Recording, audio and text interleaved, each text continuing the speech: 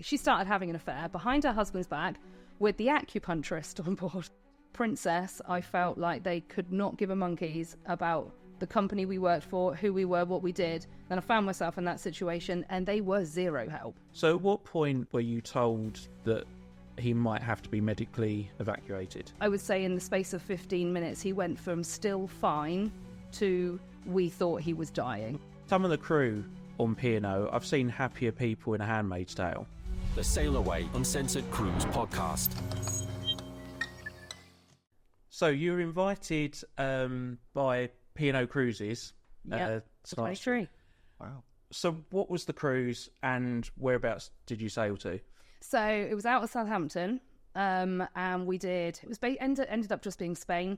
It was supposed to be, I think, La Spezia in Italy and possibly Corsica as well.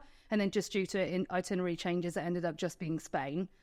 So we did Barcelona and Valencia, La Coruña, and then we didn't get to the end.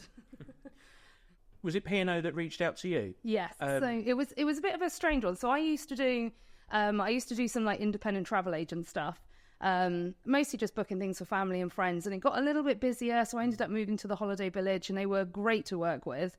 And I really hadn't been there very long. I just started my YouTube channel, and I mean just started. I maybe had like 4 videos, and that was it. All Disneyland Paris. And P&O sort of reached out to the Holiday Village and said, we're running this kind of competition of we're looking for some RVer insiders, and they wanted them to be travel agents. They wanted them to be people on the trade side, and I applied for it. And then I got a phone call a couple of weeks later to say, we'd love you to be one of our 6 RVer insiders. I was absolutely floored, like completely floored. Jack was only 6 months old at the time, and I was like, how on earth do I make this work? But so I went off and did all these like events and stuff with them, which was amazing. And yeah, then we got invited on RV. That was kind of like the thank you at the end of it. So when did things start to go wrong? So on the 14-night cruise, it must have been maybe day 10, day 11. It was towards the end. It was a sea day. And I think we only had Cadiz and then a sea day to go. So Henry in particular had absolutely loved Kids Club. He'd loved it, which we thought as adults was absolutely amazing.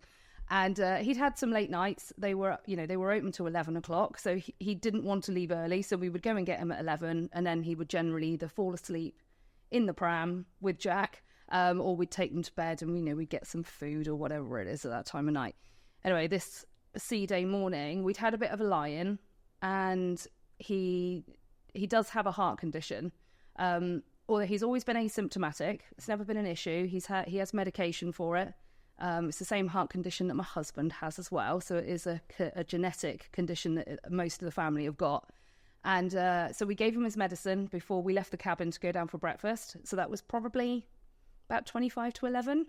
I think deck 15 was our cabin. Yeah. So in the time it took for us to get from deck 15, we got straight in the lift, came downstairs, got to deck whatever it was, and we were waiting to go into the American diner for breakfast.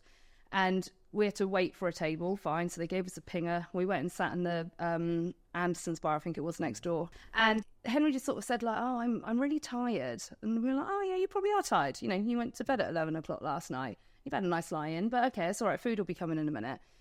And then within a few minutes, I was like, he was like, oh, I don't really want to play this game because we'd got chess out for them to play. And he was like, oh, I'm just going to sit in the chair. And I was like, okay. Anyway, Jack was being a bit of an idiot because he was hungry too. So I walked him up and down the corridor. I'd only gone up the corridor and back once. And I came back into Anderson's. Henry was sat on Carl's lap and Carl had his fingers on his neck. And I was like, he doesn't look very well. And he was all like clammy around his eyes. He was very, very pale. And Carl was like, well, and Carl, Carl was very good at trying to calm the situation and not let me panic, because I do have a tendency to panic when it comes to my children. And I was like, no. I said, if you're worried enough you've got your fingers on his pulse, I said, we need to go down to the medical centre. So we got up there and then, and what was that, deck 5? Yeah. The medical centre's on deck 4, deck 3? Yeah, something like that. It's really close, isn't it? And we were right by those midship elevators. So we went down in the lift, straight down there. By the time we got down there, Carl was holding him and he probably pretty much wasn't really conscious. So it it was 11 o'clock at this point because they'd closed at 11. So I was like banging on the door because I was just like, no, I don't care if you're closed. You've got to let me in. So they came in, this lovely sort of nurse was like, oh, come on, let's go put you in a room. And quickly they were like, yeah, I don't think this is the right room. They took one look at him and put him in the room next door that had like all the machines, all the stuff. It basically took them 2 hours to like sort of wake him up, revive him. It was awful. Just like Henry was just like in and out. So he went downhill very quickly. Really quickly. Literally, like I would say in the space of 15 minutes, he went from still fine to we thought he was dying. But with that condition that he has, is that something that could happen and it could deteriorate that quickly? No. Those symptoms that we were seeing in him are not symptoms of the heart condition. Right. So the heart condition that the family have is something called long QT syndrome. It's a form of sudden arrhythmic death. So like Mwamba, like part of the footballer passed out on the pitch, cardiac arrest. It's that. Right. So we have had issues in the family, and because people have survived cardiac arrests in the family, they're all genetically tested. So we know who's got it, who hasn't, and they're just managed for medication. And they don't know for sure still, but they think it might have been the medication. Because he was tired, because he'd been up late, he'd had late nights, he hadn't eaten yet, he'd not had enough to drink perhaps while he'd been at kids club, that giving him his medicine before we went down to breakfast was enough just to, because it's a beta blocker, just to slow his heart rate right down, and his body just could not counteract it. His heart rate was getting slower and slower and slower until he wasn't really conscious. So it was bizarre though, because the medication that he was on, he's been on it every day since he was 9 months old. Never had an issue. We've never been told you've got to take it with food. We've never been told you've got to be hydrated. And it was just this one day, it was like the perfect storm of random events. Start at the end of our cruise, really. So how did the crew on board react in those moments then? They were honestly incredible. Like, I came away from that thinking there is something meant to be about, like, going back to that RV Insider thing. It's totally bizarre to me in my mind. I've got this brand new YouTube channel. I've never done it before. I was doing it literally just to capture memories of my kids and to let so my parents could then see it while we're away, and they're not missing out on what we're doing with the children. To then a few weeks later, you've got an official partnership with a huge company like P&O Cruises. And honestly, I still believe to this day it was like a fate meant to be that this was going to happen to Henry. Where could we have that level of care within 90 seconds of him essentially, horrendous, and that they saved his life? And they did. I'm like, where else? If we'd have been at home, we'd have had to wait for an ambulance, or we'd have had to drive up to the hospital. We'd then have to go through A&E. And I'm sure when we got to A&E, they would have been quick. Yeah. But this was, the senior doctor, the nurses, we had individual care. They can run their own bloods. Like within 6 minutes, they had blood results back. They did it for me. I had to go to the medical centre on Arvia. Felt unwell. It was nothing serious. But I agree. You realise just, my God, like the level of care that you get on a cruise ship is just so much better than what you get on land. I had a similar thing on Sapphire Princess, and the care was as good on there. It's just a shame it costs so much. When the bill came through after, I mean, I know yours probably was very high, but even yours, we was like, they charge you for the plaster, they charge you for like the most little thing that they could give you. I was in there 45 minutes and the bill was nearly £800. Yeah. And I only had some bloods, and I think they prescribed me some sort of painkiller. But it literally was. It was for the needle, for the plaster, for the everything that they was doing. Yeah. It was almost like, I think it was itemised as well, almost to the point of like, laundry for that bed sheet. Yeah. And there was another bed sheet, and there was another pillow. Yeah. No, they do. I can believe it.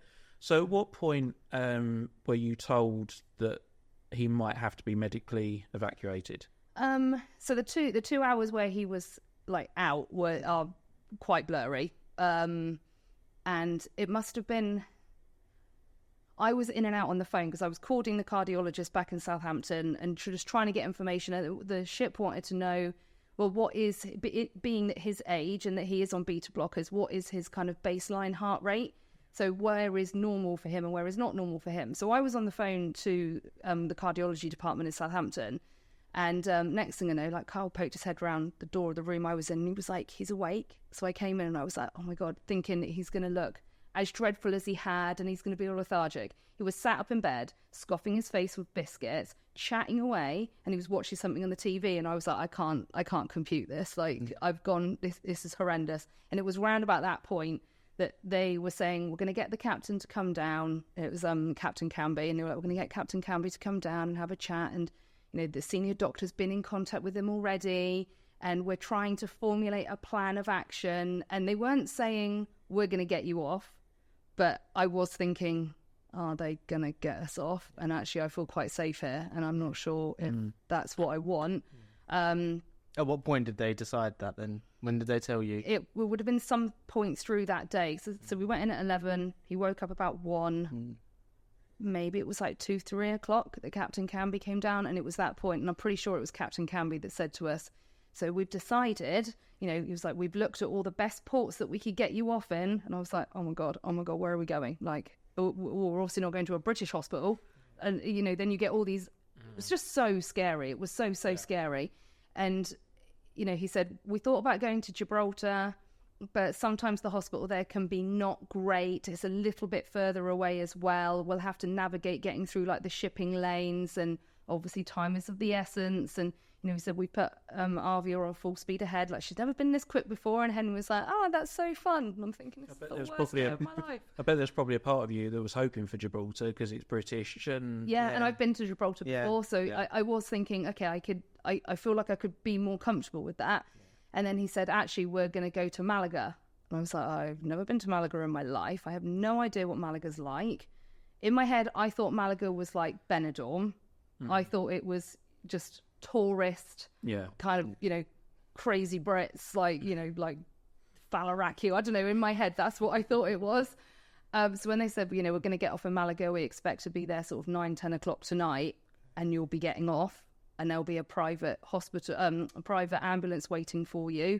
And then they're going to take you to a private hospital. And it's a very, very good private hospital. And they've got an excellent cardiology department. And in my head, in my body, I was just like, this is horrendous. You know, and I'm trying to do like this because Henry's looking at me.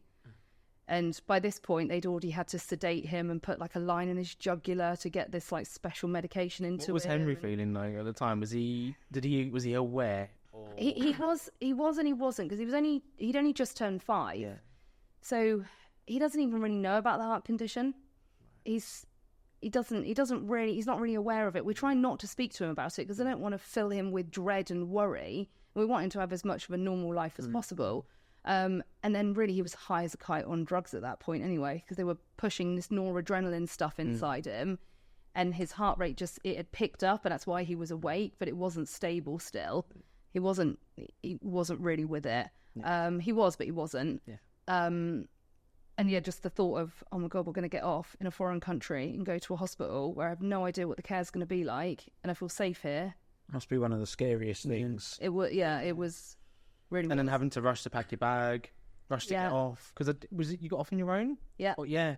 So you saw by yourself. The four of us got off together. Yeah, no one else. But then it was all just yous, and then that was it. It's interesting you say that, actually, because I think in my mind I felt like we'd have a chaperone from the ship. And you didn't. And we didn't. And I just assumed, and I don't know where I got that assumption from. I just assumed that we weren't. We'd had this amazing. I mean, all the staff honestly were incredible. The doctor was amazing. And I'll tell you a bit more about the senior doctor in a minute, because that was an interesting point. But we had a nurse called Emily. She was British. She's actually from like the South Coast, I think. And she sat with us for probably, I don't know, the 8 to 10 solid hours that we were in there just monitoring him. And she did not stop. She was constantly writing everything down. And I can't tell you how safe I felt with her. And in my vision of going to this Malaga hospital was that, oh, it's okay because Emily will be there with us. I'd never been in an ambulance before. Emily will be with us. And obviously she wasn't. And it was like, well, one of my questions I was going to say was that, was there any help afterwards? But clearly there isn't. Even after the hospital, there was still no contact. Was that kind of it? There was some. The port agent kind of acts like a in-between. So we could speak to the port agent. And actually I would say, I mean, I'm a confident person, hence I walk around with a camera stuck to my face sometimes. Like, I am confident, but, you know, when I was in that situation just trying to advocate for my child, it did put me in a wholly different frame of mind. And I was just like, no, I need to keep fighting for this.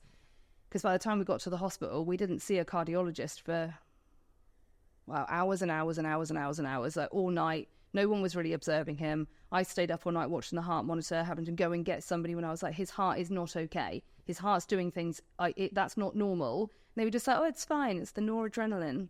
It's like, he's got a heart condition, like pumping noradrenaline into him and making his heart do this does not seem right to me.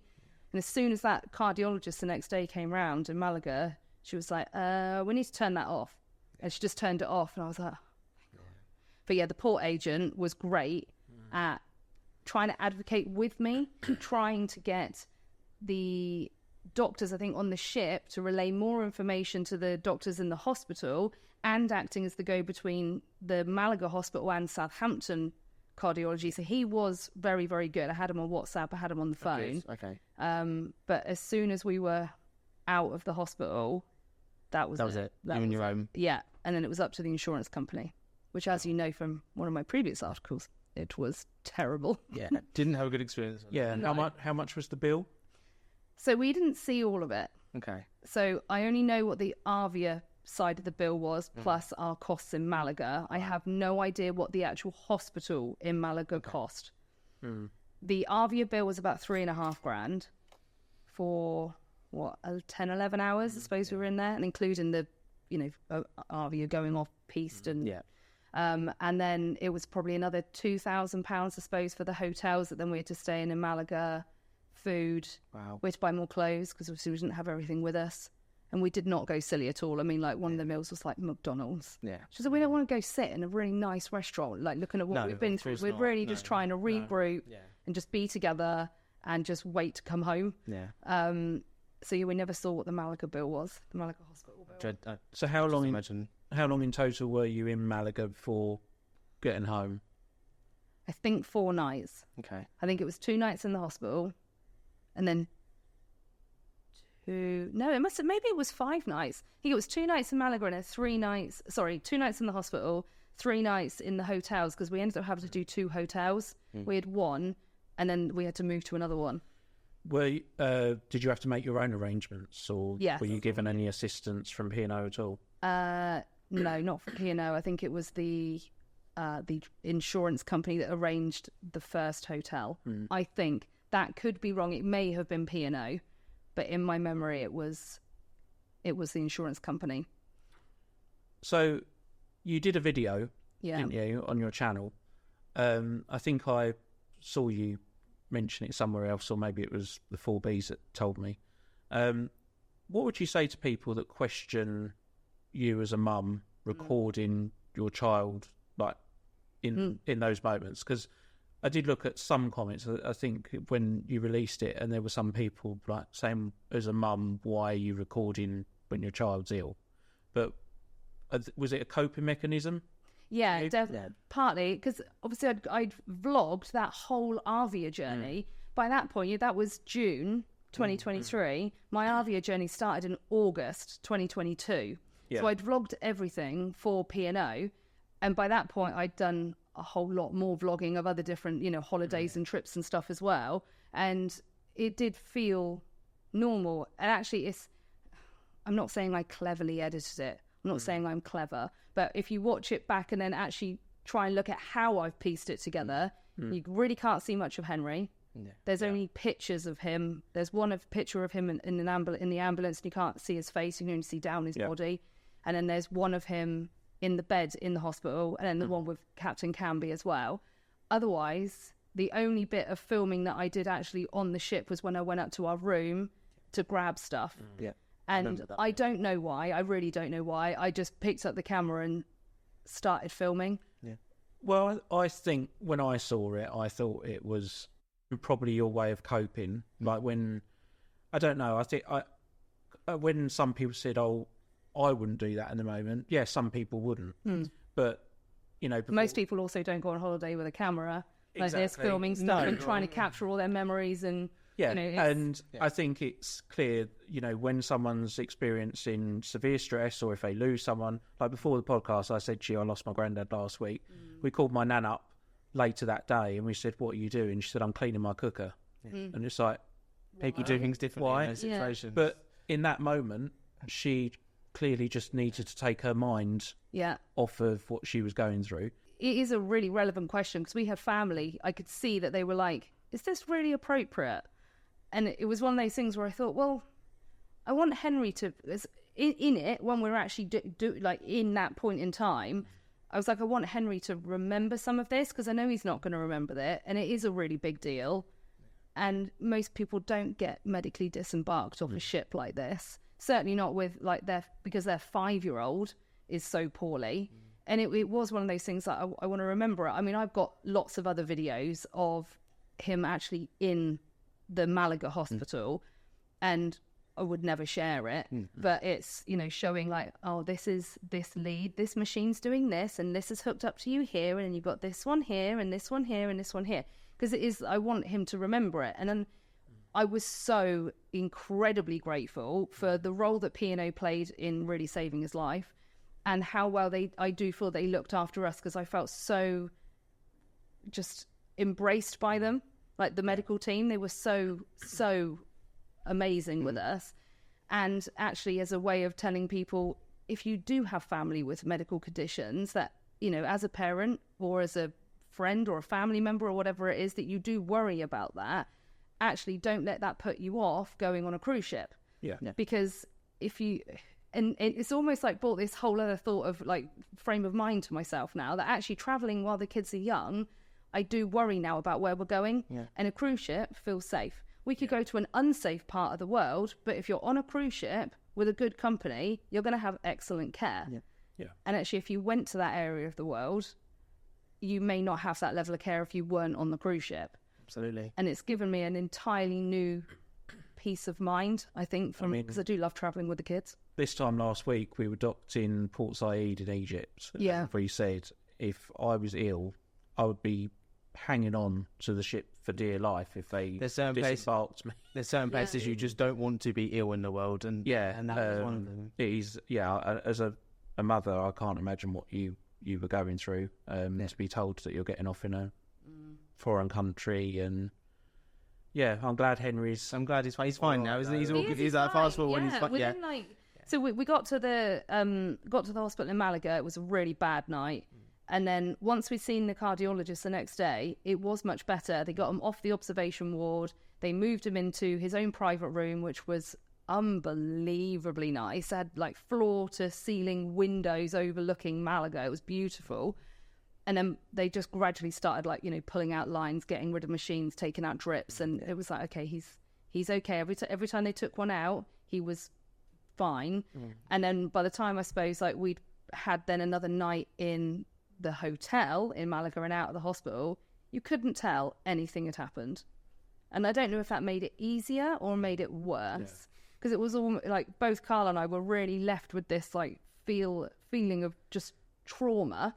I can't explain it in any other way. It was so traumatic, and we both just kept saying to each other, "Are you okay?"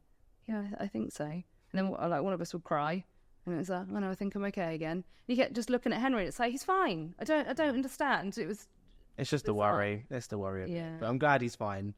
But fast forwarding again, so you recently did a P&O cruise on Azura. Yes. And I think you disclosed to us that you might not cruise with P&O again after that. Can you tell us? Said that. Can you elaborate? Probably sitting there, Jesus Christ. Not again, not another one. To say. I'll be your insider. So I was say, Son takes up all this medical time, and now she's saying she's not even going to cruise with us again. Let's just acknowledge though, P&O was fantastic when you had that situation, but fast forwarding now. Yes. So what was the situation that you did experience recently with them? So, how's best to start this bit? Okay, so prior to, because I'm a financial advisor now, and prior to that and post me working on cruise ships, I used to work for a 5-star spa brand, and I spent 3 years traveling the world, living out 5-star hotels, working in incredible spas, opening spas in the world's best hotels. Has it made me a hotel snob? 100%. So P&O, I think, have an excellent place in the market for being amazing value for money. I think you get what you pay for with them. their prices, usually it looks significantly less than other cruise lines. And if that means that families who may not necessarily be able to afford a more expensive line get to have that sort of trip with their family, with their children, absolutely brilliant. And like our trip on Azora, we had such a good time. There was 13 of us. We were with my husband's family. We had a blast. Honestly, we had a great time. But this is the bit I'm waiting for. But what? Just the service. Okay. I'm really service orientated myself. Like even like as a financial advisor, I try and do the best job I can. You know, if somebody asks me something, if I physically cannot do it for them, I will put them in a position where they're able to do it. I will talk them through it. I won't just leave them. And I just really felt on Azora that was really lacking. You got examples? Yes, I have. Go through it. Let rip. I'll play a game of Top Trumps. So we got on board, and don't get me wrong, the flight out to Malta, obviously with some of the previous issues with flights to Malta and P&O, I wondered what it would be like. But who did you fly with? TUI. Okay. It was brilliant. They were amazing at Bristol Airport. We had the smoothest journey. Checking in was absolutely brilliant at the airport and at the cruise terminal. We got on board. We went to our cabin. Now, the cabin was, bearing in mind I'd booked it when I was still doing travel agency stuff, and I'd booked all the cabins for our family. I really wanted to make sure all our cabins were okay, because I did not want, my in-laws being like, Sam, what the hell have you done? So I'd called P&O twice when I made the bookings, checked the cabins, do they do what we need them to do, linked all the bookings together, great. Walked in the cabin, 4 of us in there, 2 single beds, and then the 2 pull-downs. I knew it'd be 2 pull-downs, and I was like, oh, that's fine, because P&O had specifically told me on the phone, yeah, you'll get there and there'll be twin beds, and then you just ask your cabin steward and they'll make them into a double bed. Brilliant. So we walked in and I was like, oh, it's the twin beds. And Carl was like, twin beds? And you've seen the size of my husband, right? 6'5". He's a giant. Yeah. He's not going to fit in a single bed. And I was like, oh, no, it's fine. I've spoken to P&O. I even called them again about 3 weeks ago just to confirm it's all good. Went out to the cabin steward. No, I can't change them. I was like, what do you mean you can't change them? I was like, please, can you change them? Oh, you'll have to go to reception. I was like, oh, here we go. So I went to reception. No, we can't change them. So what do you mean you can't change them? Like, I have had multiple conversations with P&O. The most recent one was 3 or 4 weeks ago. And why can we not have a double bed? Was he being difficult, or was it that he didn't understand? No, he understood. And I wouldn't say he was being difficult, but there was just no above and beyond. We've never had above and beyond on a P&O cruise. No, yeah. And this is one of my complaints. So I've said numerous times, I believe that most people that are satisfied with the P&O cruises experience are those that are unfamiliar with other cruise lines, or it's their first time to cruise. I don't think there's any going above and beyond with P&O. Absolutely everything. I mean, Arvia, which you did, when we got on there in November last year, we opened the wardrobe and there was 6 hangers in there for 2 people. We're on there for 2 weeks. So I poked my head out the door and I said to the steward, I said, excuse me, I said, when you get a moment, can you please bring us some extra hangers? I'm busy at the moment. I said, okay. I'm just asking you, when you get a moment, can you bring us some coat hangers? Well, you're just going to have to wait. I'm really busy. I'll do it when I can. But the response, it wasn't a nice with a smile. I'm busy at the moment. Can I get back to you? It was, I'm busy. A shrug of the shoulders. I'm busy. Yes. A frown. What do you? Then we had a smile. Then we had similar experiences down at the Vistas coffee or whatever it was called. Oh, that was a nightmare down there. I mean, some of the crew on P&O, I've seen happier people in A Handmaid's Tale. Like they are so miserable. That paints a great picture. Oh, really. I had one crew member come up to me and I was talking to him. I said, how do you like working on board? And he said, no, I'm miserable. I cannot wait to get off in 2 weeks. I hate it on here. And a crew member shouldn't be telling me. No. When we were on Ventura, we actually heard a crew member swear. There was a comedian on in Havana. Yeah. And he wasn't very, very... It wasn't good. It was quite... We left, actually. It was quite cringe. And, this bar waiter was standing next to us and he was like, this is... You don't say that as a crew member. Oh, sorry, another example. We was in Sindhu, I think it was, and my chicken came. I ordered the chicken curry, and I've cut into it, and it was pink. And And I thought, okay, it might be the spice, but I'm normally really funny with chicken. So I thought, I'm going to... So I smelt it, and it smelled fishy. And that is a sign to me of chicken not being cooked. and I smelled it, and I looked at it, and I was like, no, that's raw, that's bloody, I don't want it. So I called the waiter over, and I said, sorry, don't want this. Can I send it back? He got his finger, he stuck it in it, and went like this, and went, that's just a spice. I said, no, that's undercooked. I don't want it. He went, well, you're wrong. And you turned around and said, well, isn't the customer normally right? Especially when it comes... This was the head waiter. I said that. Because basically the waiter refused to take it away. He didn't do something else. He didn't want to accept it. So I said, all right, can you please send the head waiter over? And then he came over, and he was refusing to give you an alternative dish either. And I said... Even though the waiter's just stuck his finger... He literally went like that with his finger. And I said, what happened to the customer always being right? And he said, well, that used to be the way, but that's not how it works anymore. See, I have a theory on this. And I thought about it a lot when we were on Azura, because every time we went to reception, they were miserable and just couldn't do anything, to the point the first time I went about the cabin issue, they said, we'll have to speak to Shaw and get them to listen back to the phone calls to see whether what you're saying is true. And the first thing in my head, I was thinking, do not lose your temper. And because what I really wanted to say is, are you calling me a liar? That's how I initially felt. I didn't. I just went, okay, I'm here with, all of my family. I'm not going to make a scene of any kind. So I was just like, okay, fine. And when will I hear? We'll get back to you at some point. I was like, but when? And how are you going to get back to me? Are you going to write to me in the cabin? Are you going to give me a call? I can't guarantee I'm going to be in the cabin. It was so difficult. That went on for days. The cabin never got sorted, by the way. Yeah. And I have this theory, because we found it with drinks. There was never any waiters around. There was never anyone coming up and taking drinks when we were out on deck, taking drink orders. Obviously, they don't get tipped. One of my theories is that the service standards on P&O has plummeted ever since they got rid of tipping. So did they used to have tipping? They used to have tipping. They used to add it to your bill in the way that most Americanized cruise lines do, which I'm not a fan of either. But I think there has definitely been a collapse in service standard ever since they got rid of the tipping. It's almost as if the crew are working, and it's like, well, why should we go the extra mile with passengers? Because Brits don't traditionally tip in the way that Americans do, and people are not getting anything added to their bills.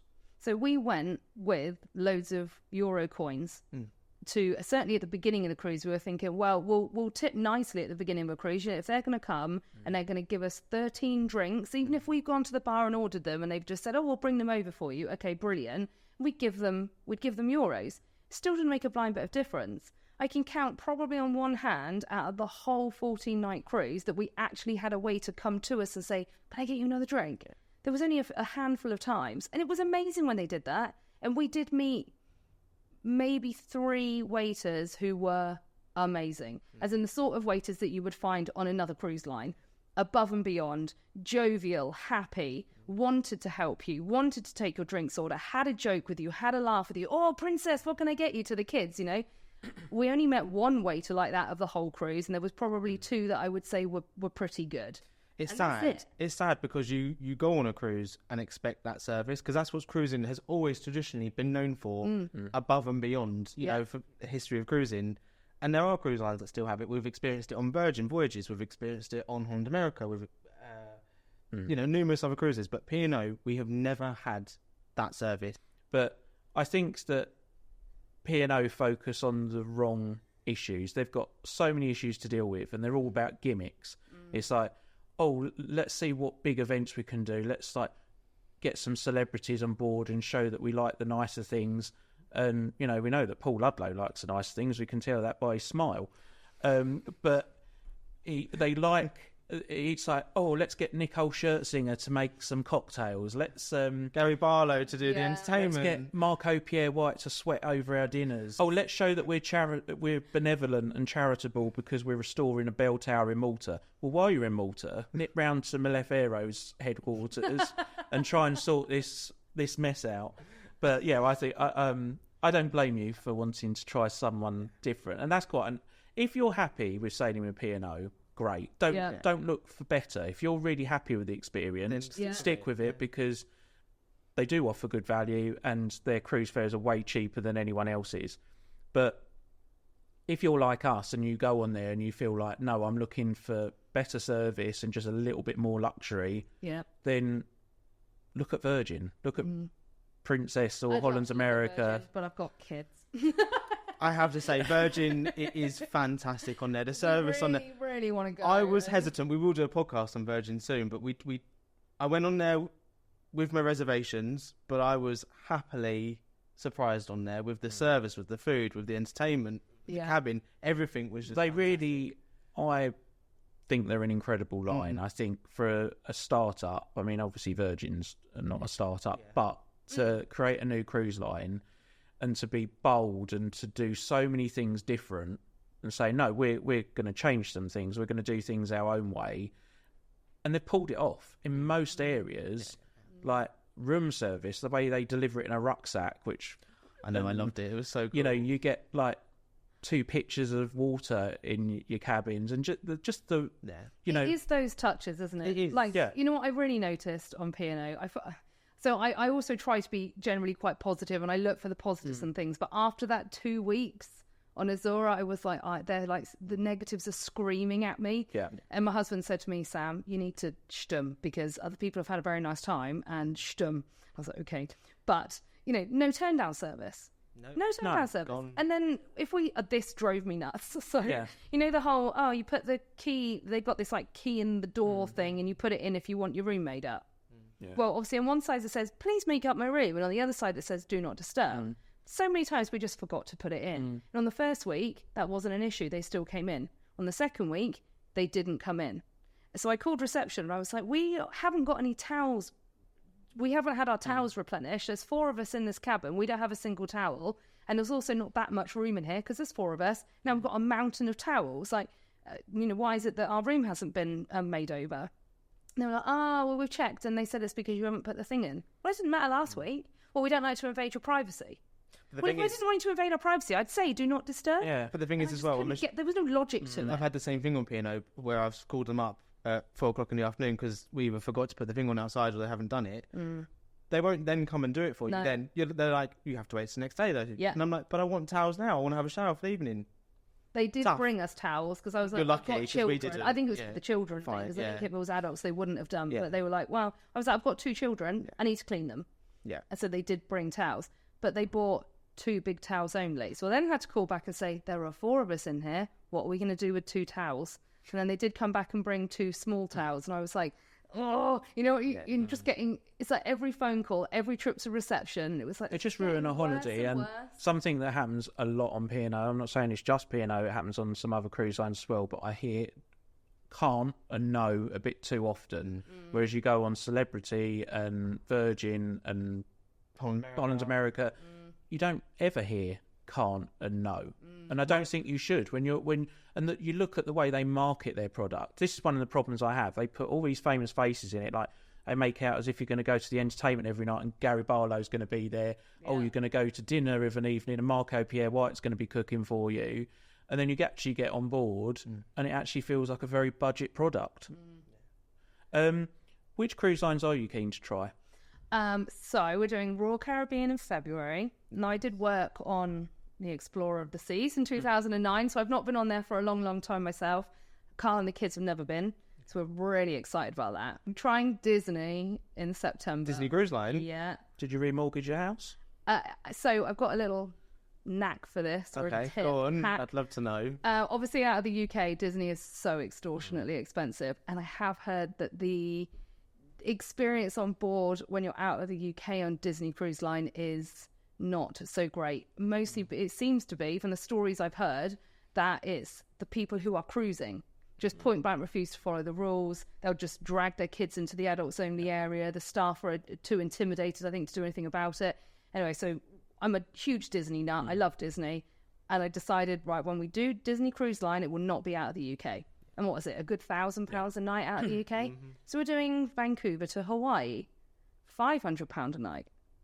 It's like half the price. Yeah. Wow. So, yeah, with 10 nights. Yeah. And what amazing place to cruise. Like, yeah. Fantastic. I do agree with what you say, though. I feel a similar way about Celebrity. Like when we've been on Celebrity, we find that the standards aren't quite to the level they would be if that ship was leaving out of the States. We've done it. We did one out of the States New Year, didn't we? Yeah. And then we did another one this year out of Southampton, and it was like polar opposite. Same class of ship. I think it comes down to tipping again. They know that Brits have a very different tipping culture to Americans. I mean, Americans will tip anyone. I mean, they're so funny. When you go on a shore excursion, you see them like, I mean, they're literally they will money at the driver, and they're lucky to get a grunt out the driver. But it also makes me laugh in America, though. When you get on, they'll tip the porters, but they won't. I've seen it. They won't just tip them $5, $10. It's like $80, $100, just 2 suitcases, and I'm like, crazy. Jesus. But I also think it comes down to Americans are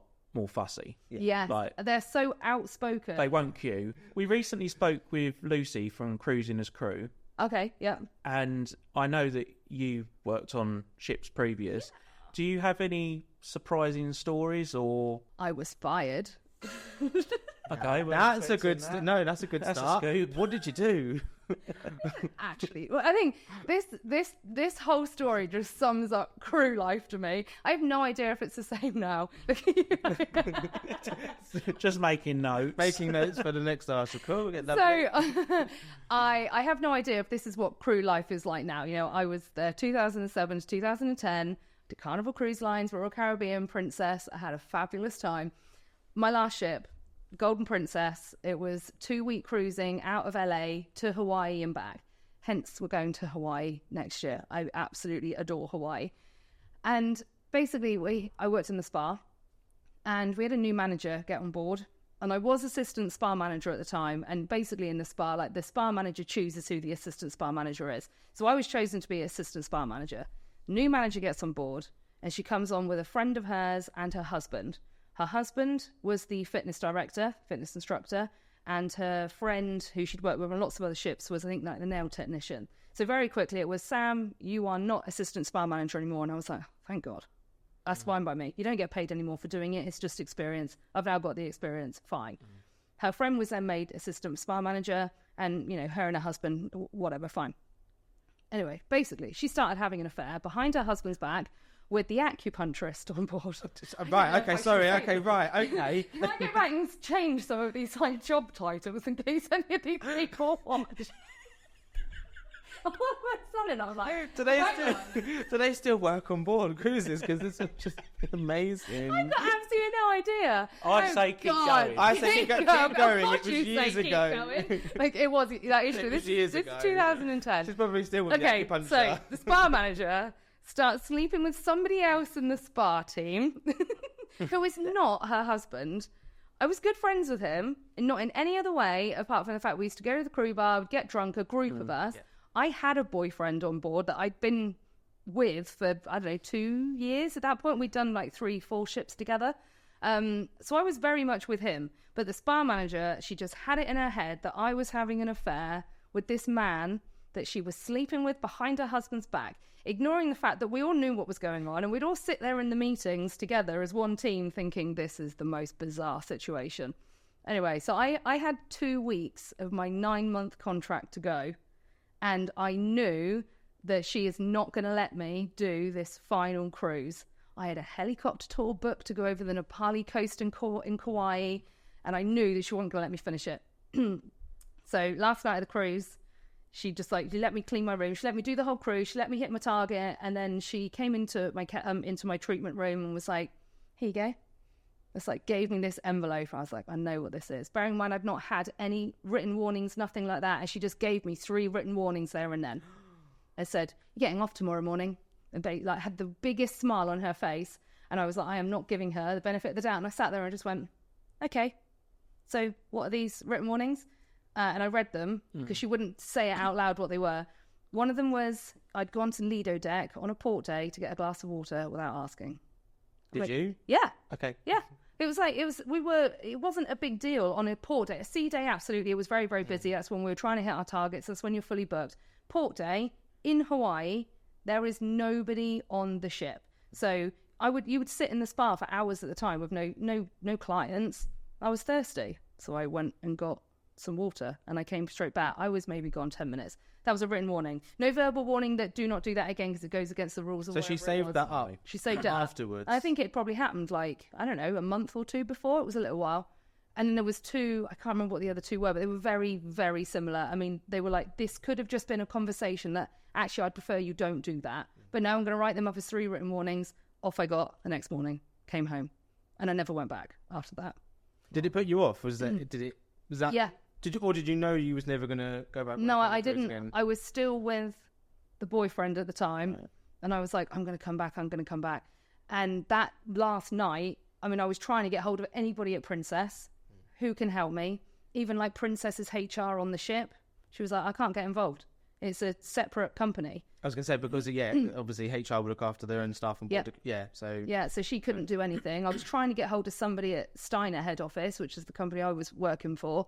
And it was a Saturday night, with a huge time difference. I was like, I'm going to be getting off this ship before I can speak to anybody. I got home, kicked up a big stink, and they were like, oh, we're really sorry about that. We'll change it from termination to end of contract. Then they offered me the Disney Dream when that was coming out. And I was like, no, and that did really put me off. I was going to say, I put you off, and that was it. Yeah, because I think if I'd have been on Carnival, I might have had a chance of going up against a spa manager that had it in for me.